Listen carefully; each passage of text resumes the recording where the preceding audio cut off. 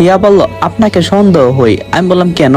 হিয়া বলল, আপনার আচার আচরণ দেখে মনে হয় না আপনি অশিক্ষিত। আমি বললাম, শিক্ষিত লোকজনের সাথে চলিত তাই এমন? হিয়া বলল, তাহলে আপনি ইংরেজি জানেন না? আমি বললাম, সবার দ্বারা কি সবকিছু সম্ভব হয় ম্যাডাম? হিয়া বলল, আবার ম্যাডাম কইছেন? আমি বললাম, সরি, আমার ভুল হইয়া গেছে। হিয়া বলল, আমি আপনাকে ইংরেজি শিখাবো, আপনি পড়বেন?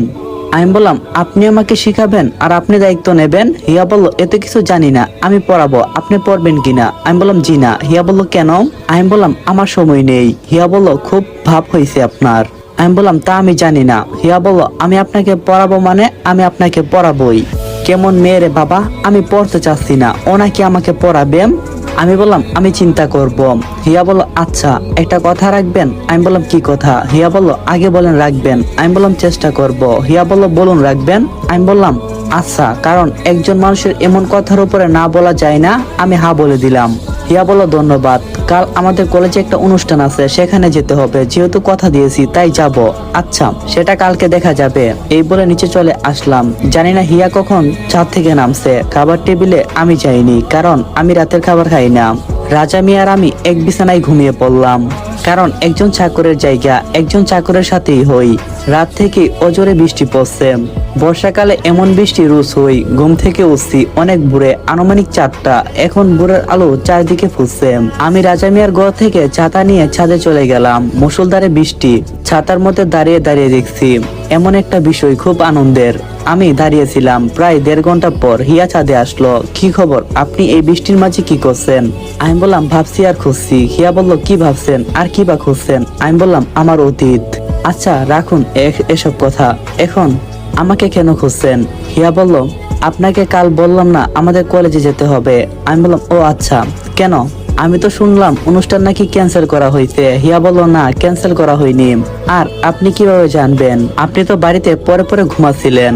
আমি বললাম, আসলে তাই, কারণ আমি বিষয়টা আগে একটু আন্দাজ করছিলাম। যেহেতু বৃষ্টি, তাই একটা ধাও মেরে নিলাম, কিন্তু কাজ হলো না। হিয়া বলল, কি হলো, কি ভাবছেন? আমি বললাম, কিছু না। আচ্ছা, আপনি কোন ক্লাসে পড়েন? হিয়া বলল, অনার্স 3য় বর্ষে। আমি বললাম, আপনি তো অনেক শিক্ষিত, আচ্ছা কোন বিষয় নিয়ে পড়ছেন? হিয়া বলল, ইংরেজি।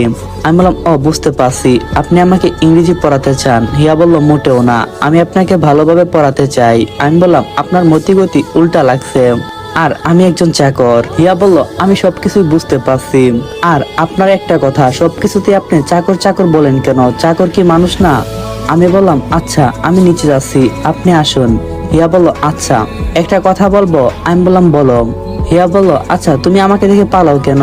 আমি বললাম, আমার কাজ আছে। হিয়া বলল, ওই হ্যালো, এটা আমার বাড়ি, আপনার নাম, এখানে আপনার কোনো কাজ নেই। আমি কিছু বলতে চেয়েছিলাম, ঠিক তখনই আমার ফোনটা এলো। আমি ফোনটা পকেট থেকে বের করলাম। হেড অফিস থেকে ফোন এসেছে। হিয়া আমার ফোনের দিকে দেখে হা করে তাকিয়ে আছে, মনে হয় কিছুটা সন্দেহ চোখে তাকাচ্ছে। আমি কিছুটা দূরে গিয়ে কলটা রিসিভ করলাম। আর কি বললো তারা, আমি আপনাদেরকে পরে বলি, কারণ আমার যেহেতু 5 দিনের ছুটি ছিল, তাই তারা আমাকে বলল আমি কবে আসবো। কাল যেন আমাকে সেখানে পাই, একটা জরুরি কাজে নাকি আমাদেরকে আবারই এই শহরে আসতে হবে। আর আমাদের ক্যাম্প নাকি এখন সিলেট, আর গাড়ি সেখানেই থাকবে। আর আজকে যেতে বলছে, আর এখন তো বৃষ্টি, তাই যেতে পারছি না। আমি নিচে চলে আসলাম, নাস্তা করে রেডি হয়ে নিলাম। কালো প্যান্ট, কালো জুতো, কালো বেল্ট, সাদা শার্ট। এটা আমাদের আর্মিদের পার্সোনাল ড্রেস। হিয়ার সাথে গাড়িতে চড়ে বসলাম। হিয়ার কলেজে যেতে তেমন রাস্তায় আমাদের কথা হয়নি। কলেজে ঢুকলাম 9:50-এর কাছাকাছি। গাড়ি থেকে নেমেই আমি থমকে গেলাম, কারণ এই কলেজে আমি আগেও এসেছি। আমার অনেক বন্ধুরা এই কলেজে পড়ে, তারা যদি আমাকে দেখে তাহলে তো আমার রক্ষা নাই, এসব ভাবছি। এমন সময় একজন এসে আমাকে ধপাস করে বলল। আমি রীতিমতো ভয় পেয়ে গেলাম। কলেজের অনেকেই আমার দিকে তাকাচ্ছিল। হিয়া অবিশ্বাস্য চোখে আমাকে দেখছিল। জড়িয়ে ধরা লোকটি আমাকে আস্তে করে ছাড়লো। আমি অবাক হয়ে বললাম, আরে সাগর তুই? সাগর বলল, শালা চাকরি পাইয়া ভুইলা গেছস। আমি বললাম, দূর, কি এসব বলস? সাগর বলল, তা না হলে কি? হিয়া বলল, সাগর ভাই তুমি কি আবুলকে জানো? সাগর বলল, আবুলকে? হিয়া বলল, কেন উনি? সাগর বলল, আরে ওর নাম তো অনন্ত। হিয়া বলল, কি? আবুল তুমি আমাকে মিথ্যা কেন বললাম? আমি বললাম, নিজের ডোল নিজে পিটানো ঠিক না। হিয়া বলল, মানে? সাগর বলল, মানে অনন্ত 6 বছর বয়সে এই জীবন বেছে নিয়েছে, আর ওর এই সফলতার পিছনে ছিল ওর মামা। তিনি আর্মির কমান্ডার, আর তার সাথেই ছোট থেকে ও থাকতো, আর আমাদের সাথে এই কলেজে লেখাপড়া শেষ করছে। আর অনন্ত তার মামার সাথে যাওয়ার কারণে বাসার এলাকার মানুষরা তাকে অস্বীকার করে, মানে তারা বলে ও নাকি ওদের ছেলে না।